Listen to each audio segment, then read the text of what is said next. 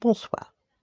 Ce soir, c'est mamie qui raconte l'histoire de Pas la pomme, Blanche-Neige.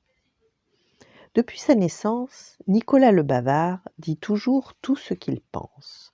Comme il adore parler en public, Nicolas lit des livres à tous ses amis et à ceux qui veulent bien l'écouter. Ce jour-là, il commence Blanche-Neige. Il était une fois une reine un peu sorcière qui chaque matin interrogeait son miroir magique. « Miroir, mon beau miroir, dis-moi qui est la plus belle en ce royaume. »« Vous, ô ma reine, répondait-il poliment. Mais un jour, le miroir perdit patience et déclara « Majesté, Blanche-Neige, la fille du roi, votre mari, est beaucoup plus belle que vous. » Jalouse, la reine donna aussitôt l'ordre à un chasseur de tuer la jeune fille. Comme il avait bon cœur, il l'épargna, et la belle fut recueillie par 7 gentils nains. Quand la reine l'apprit, elle se déguisa en vieille paysanne et fila lui apporter une pomme empoisonnée.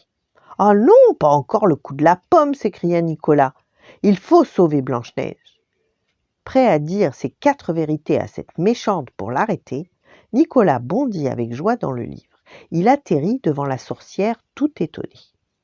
Aussitôt, Nicolas se lance dans un discours passionné. « Blanche-Neige a le droit d'être super jolie, et ça ne vous enlève rien du tout à vous.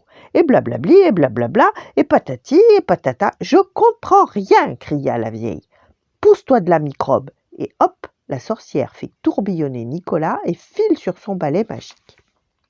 Nicolas fait quelques tours sur lui-même, reste un peu sonné.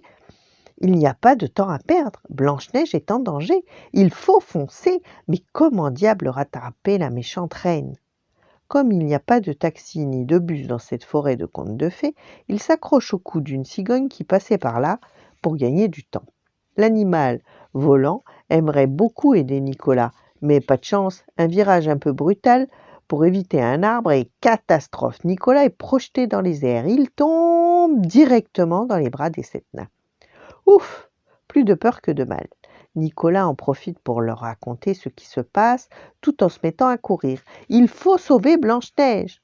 Lorsqu'ils arrivent, tout essoufflés à la chaumière, Blanche-Neige est sur le point de croquer la pomme. « Non, non, non !» crie Nicolas. « Cette pomme a l'air bonne, mais elle est empoisonnée. Méfie-toi de la méchante sorcière, et blablabli, et blablabla, et patati, et patata. »« Stop, petit garçon !» crie la reine. « Un peu de silence !»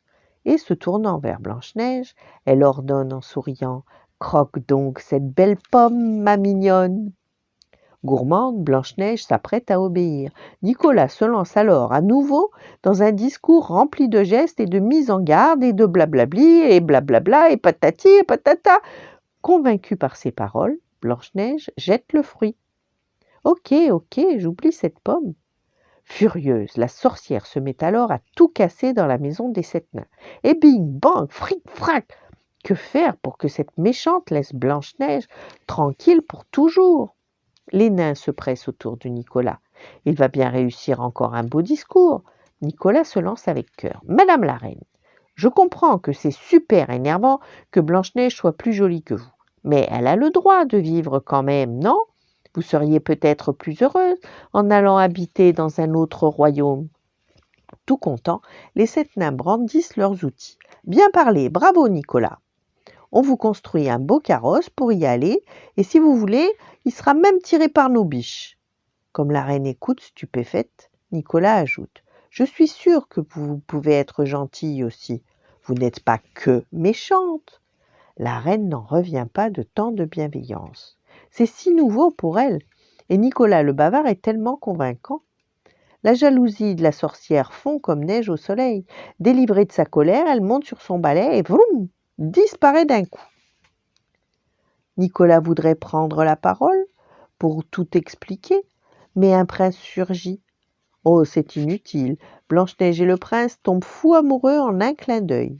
Nicolas se tait enfin et se dit qu'il n'a plus qu'à rentrer chez lui, sur la pointe des pieds, car tout est bien qui finit joyeusement. Nicolas se souviendra longtemps de cette folle journée passée dans la forêt de Blanche-Neige. Décidément, les moulins à paroles sont parfois bien utiles, et rien dans la vie n'est jamais écrit d'avance. Voilà, bonne nuit, faites de beaux rêves, et à demain.